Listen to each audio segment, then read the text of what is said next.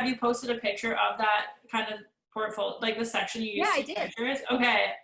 Yeah, I did. I like didn't click that that was you until you were just talking about it. And I've totally seen that and it's really cool. Oh, that's awesome. Yeah.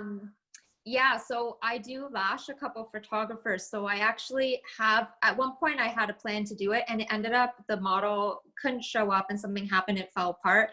And that's when I was like, you know what, maybe it would save a lot of money too if I could figure out how to do these pictures. It wasn't easy. One of the first photo shoots I did, I took all the pictures and they looked good in the viewfinder, but then when I loaded them onto my Mac after, they were Oh no.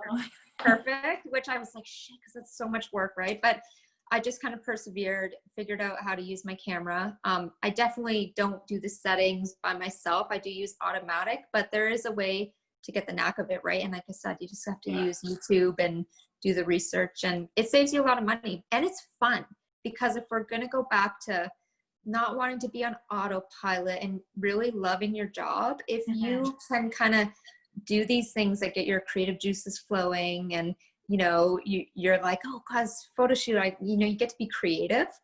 So I think that comes into play too. It's exciting, right? It's fun. Yeah, and it's rewarding too to look at a picture and be like, I took that and I did that work. It's great. That I just going to mention one thing that's really helpful too when you're doing portfolio work and you're doing it for an online competition.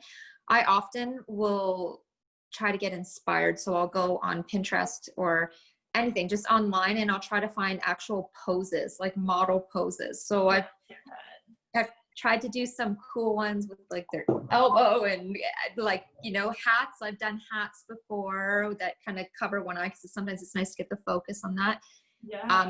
I'll actually just save those in my phone and a model and be like, can we try something like this? And I find that the model gets into it, and then if you have a visual to show them, especially if they're not a professional model, it's so much easier for them. That's really cool. I never thought of looking on Pinterest for ideas for photo shoot stuff. Yeah, I do it all the time. It's just makes it a little bit easier for you and the model too. And especially sometimes if it's not a professional model, they can get a little bit shy, because if you want them to like act sexy and you know what I mean, they're just I'd be like, I can't do that.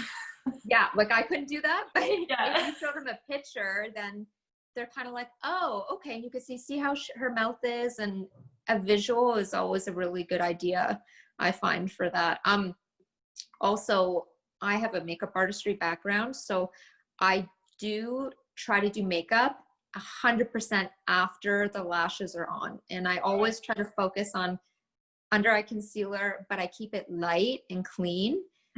You definitely don't want to put makeup on before, because I find that if it's highlighter or powders or anything, it'll fall into the lashes and it's like impossible to get it off.